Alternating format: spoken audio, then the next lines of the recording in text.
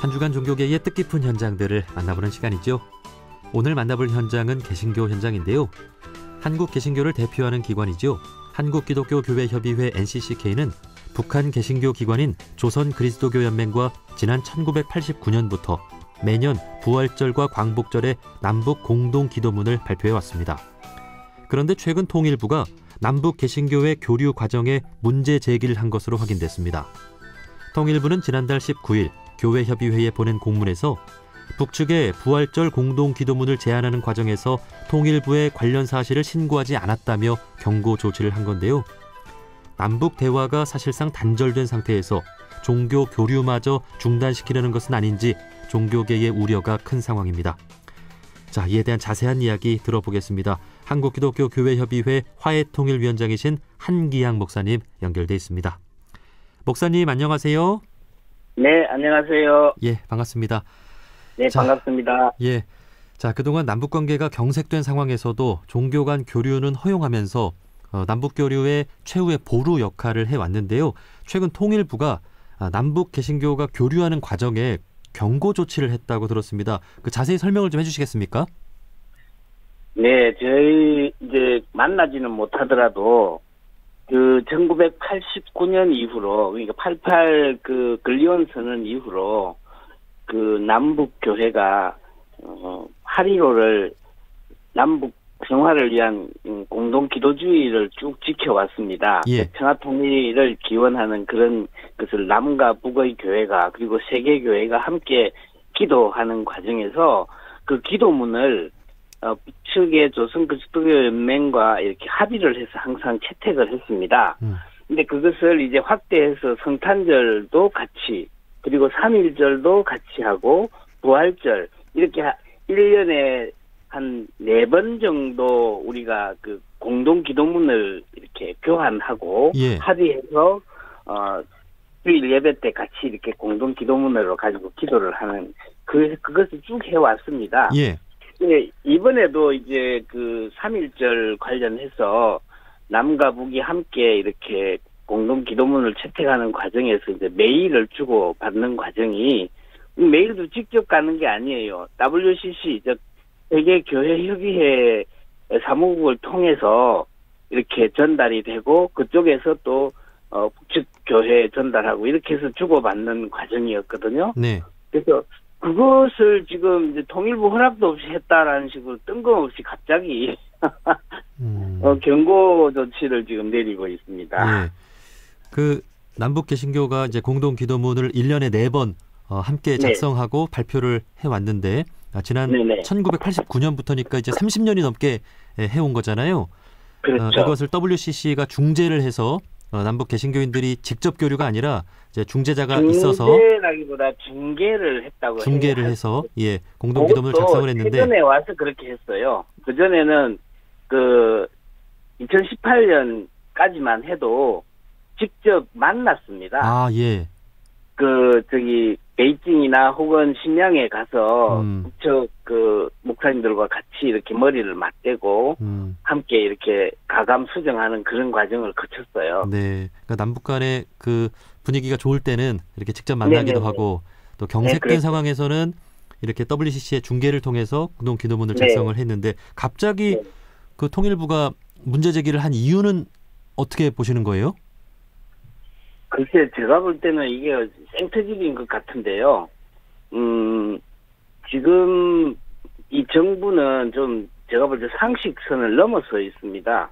그리고 대통령실과 일반 그 행정부처 간의 그 호흡도 안 맞는 것 같고 각자 그냥 즉흥적으로 이렇게 이 조치를 취하는 듯한 느낌을 가질 정도로 어떤 측면에서 예를 들어서 보수라고 하면요. 우리 국익을 보호하고 역사적으로 우리를 이렇게 편들어야 되잖아요. 우리 이익을 챙기는 게 앞장서야 되는데 지금 우리 정부는 보수도 아니에요. 미국과 일본의 이익에 복무하는, 그래서 우리 국민의 안전이나 생명에 대해서는 오히려 무관한 이런 행동을 보이는 것은 이것은 보수 정권도 아니고 매국 정권이고 어찌 보면 자기 집단만 이렇게 챙겨내는 아주 볼썽사나운 역대 찾아볼 수 없는 정권인 것 같아요. 예. 그 남북 교류가 이렇게 단절된 것 정말 그 안타까운 마음인데요. 그런데 네. 제가 기억하기로 지난해 권영세 통일부 장관이 그 장관으로 취임하면서 이제 각 종교 그렇죠. 지도자들을 예방하고 이제 종교가 남북 교류에 물꼬를 터달라는 그 부탁을 한 것으로 제가 기억을 하고 있거든요. 아마 그 통일부 그 직원들은 그래도 통일부 밥값을 해야 되지 않냐 이런 차원에서 한 것 같은데 이게 안 통한 것 같습니다. 그러니까 이제 당연히 해야 될 말은 하되 속마음은 이제 그 남북 교류에 있어서 조금 이렇게 적대적인 그런 마음을 갖고 있다고 보시는 건가요? 근데 장관님이나 그 통일부 직원이 다 그렇다고 저는 생각하지 않아요. 아마 이들도 아마 원래 통일부의 그래도 요식 행위는 했잖아요. 보수 정권에서도. 그럼요. 항상 평화를 이렇게 한다 이렇게 명분을 내세우고 또 그렇게 해왔는데 지금은 그것도 안 통하는 걸로 봐서 제가 볼 때 정부 기관에서도 손을 놓은 정도가 아닌가 이런 생각이 듭니다. 네. 그 남북 그 정부 간에 이렇게 분위기가 아무리 경색됐어도 물밑에서는 그래도 종교 간에 이렇게 교류하고 이렇게 민간에서는 교류할 수 있도록 그렇게 네. 지원을 했던 것으로 기억을 하고 있는데 그러면 사실상 지금은 뭐 민간 교류까지 해서 이제 남북 간의 어떤 교류는 완전히 좀 끊어진 상태라고 볼 수 있나요? 그렇게 봐야 되겠죠. 어. 제가 알기로는 그렇습니다. 지금 옛날에 대립을 한참 할 때도 핫라인이 있어서 군사적으로도 그게 잘못되지 않도록 하는 그런 조치들을 취해왔잖아요. 이제 그런 안전판조차도 없는 것 같습니다. 네. 그 세계교회협의회라고 하는 이 WCC의 중계를 통해서 연락을 주고받은 것뿐인데 그것마저 네, 그렇죠. 문제를 네. 삼는다고 하면 정말 모든 교류를 다 하지 말라고 하는 것과도 같은 말이 아닌가 그런 생각이 듭니다. 예. 네, 그렇습니다. 이 남북의 화해 그리고 한반도 평화의 길은 우리 한민족이 반드시 가야 할 길이지 않을까 하는 생각이 드는데요. 더욱이 종교인이라면 이 남북의 화해를 바라지 않을 수가 없습니다. 이제 목사님께서는 또 종교인으로서 지금의 상황을 좀 어떤 마음으로 보고 계신가요?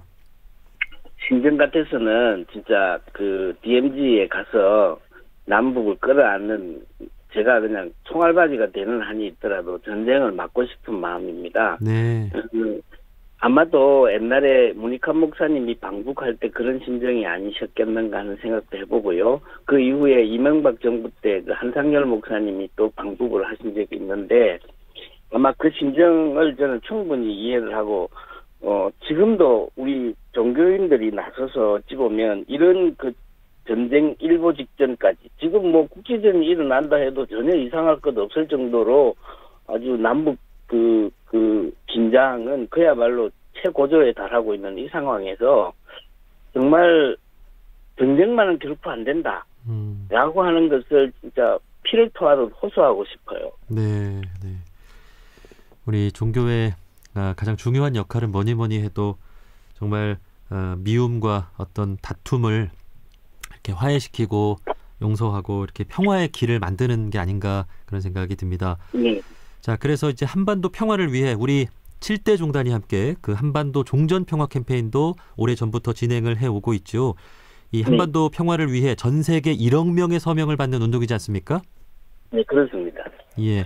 지금 어떻게 돼가고 있습니까?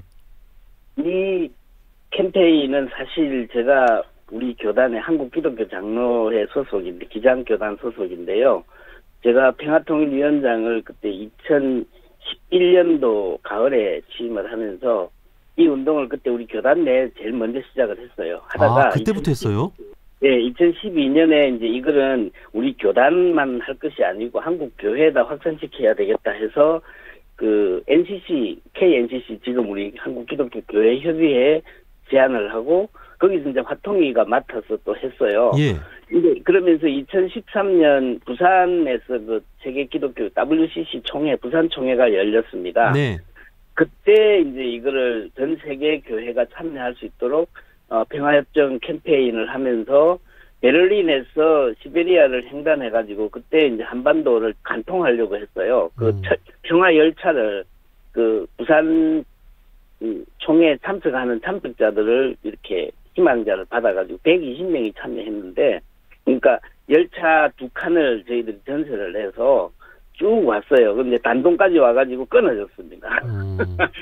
그때 이명박 정부 당시인데 북쪽도 남쪽도 이제 명분은 허락해 주겠는데 기술적인 문제를 핑계 삼아 결국 무산되고 거기서 배를 타고 인천으로 들어와서 KTX 타고 부산으로 들어왔던 그게 그때 당시에 평화협정 캠페인에 그야말로 세계 교회가 깜짝 놀랄 지경으로 큰 이벤트를 했어요. 예. 그 이후에 계속해서 평화조약이 돼야 된다의 평화조약 캠페인을 미국 대륙을 횡단하면서도 했고, 그다음에 그다음 2016년은 미국을 횡단했고 2017년은 유럽을 뺑뺑 돌았어요. 그리고 이제 2017년은 이제 동북아 해서 일본 히로시마 그 핵 관련한 그 평화운동 하시는 분, 평화조약 구조 사수하고자 하는 시민단체들과 함께 하면서 이제 우리 DMZ까지 왔죠. DMZ를 다 돌고요. 그리고 2019년에 다시 러시아를 비롯한 그 정교회 일대 터키까지 이렇게 뺑 돌았어요. 그렇게 하면서 전 세계 교회가 한국의 이 한반도 평화협정 캠페인에 대해서 적극 참여하고 있고요. 아마 캐나다 교회나 미국 NCC 그다음에 유럽의 몇몇 교회들 그렇게 해서 WCC가 적극 나서서 네. 이 종전 평화 캠페인에 참여하고 있습니다. 네. 이거를 올해 들면서 7대 종단해서 이거는 우리 뭐 기독교인만 하는 게 아니고 전 우리 민족이 참여해야 된다. 네. 이런 관점에서 지금 추진하고 있는 거라서 저로서는 이번에 세계 1억 명 서명운동을 받아낼 수 있을지는 모르겠는데 적어도 국내에서 10만에서 100만 이렇게 지금 추산을 하는데 글쎄 실제로 길거리 나가서 이렇게 이 서명운동을 오프라인으로 해보면 하루에 많이 해도 200명도 못해요. 네. 사실. 네. 이제 온라인으로 하면 이제 그보다 훨씬 많아질 수 있는데 현재 얼마나 된지 제가 집계된 건 잘 모르겠습니다. 네. 예. 그 진정한 평화를 이루기 위한 가장 근본적인 방법이 바로 이 한 사람 한 사람의 마음이 평화를 염원하는 것이 아닐까 하는 생각이 드는데 개신교에서 시작된 이 한반도 종전평화 캠페인이 이제 목사님의 그런 마음에서 시작돼서 10년이 넘게 전 세계를 누비면서 전 세계인들한테 호소를 하고 있는 이런 간절한 상황입니다. 예. 그래서 올해 이렇게 이제 좀 집계되면 네. 그거를 들고 이번 그 가을 유엔 총회에 들고 가려고 합니다. 아, 그렇군요. 네, 그 서명 용지 다 들고 가려고 해요. 예. 여차하면 북측의 조선 그리스도교 연맹에게도 너희도 좀 사인해라 이렇게 하고 싶은 마음이 간절한데 접촉이 힘들어서 그러니까 지금 그 유엔에 가더라도 어쨌든 정말 중요한 것은 남북의 지도자들이 마음을 열고 대화부터 시작하는 거 아니겠습니까? 맞습니다. 예, 참 그 부분이 좀 걱정이 됩니다. 자, 마지막 질문입니다. 앞으로 우리 종교인들이 한반도 평화를 위해 어떤 역할을 해야 한다고 생각하시는지 한 말씀 해주시고 우리 정부를 향해서도 해주고 싶은 말씀 있으면 한 말씀 해주시죠. 예, 지금 사찰이나 성당이나 교회에서 그동안에 자기 이제 이 설법하거나 이렇게 설교만 하고 예배행위 이렇게 예전에 충실했잖아요. 저는 그것은 종교적으로 아주 중요하다고 봅니다. 하지만 개교회에서 저는 적어도 우리가 살고 있는 이 땅 이곳 우리 민족이 처하고 있는 우리 민중이 처하고 있는 현실에 대한 공부들을 함께 해서 경전으로 풀어내야 되지 않나 하는 생각이 들거든요. 예. 그러려면 각 교회마다 그리고 각 사찰마다 각 그 성당마다 우리나라 현대사를 좀 정확하게 역사를 모르면 우리가 제대로 정체성을 찾을 수가 없습니다. 그래서 적어도 동학혁명 일어나는 그 전부터 해서 지금까지 현대사가 어떻게 굴러왔는지 그리고 누가 무슨 범죄를 저질렀고 어떤 잘못을 저질렀고 우리 교회들이나 어떻게 이 민족에 죄를 지었는지 참회할 것도 참회하고 그런 어떤 현실적인 신앙운동이 일어나야 된다고 생각합니다. 그래야 평화를 찾을 수 있습니다. 네, 우리 민족이 반토막 나 있는데 어딜 가서 사랑과 평화를 가르치겠습니까? 가장 맞습니다. 급선무가 우리 한반도의 화해라고 하는 것, 평화라고 하는 것을 우리 종교들이 기억하고 설법, 이 설교 시간을 통해서도 우리 신자들에게 좀 잘 전달할 수 있는 그런 종교들이 됐으면 좋겠습니다. 자, 여기까지 말씀 듣겠습니다. 한국기독교교회협의회 화해통일위원장이신 한기양 목사님이었습니다. 목사님, 오늘 말씀 고맙습니다. 네, 감사합니다.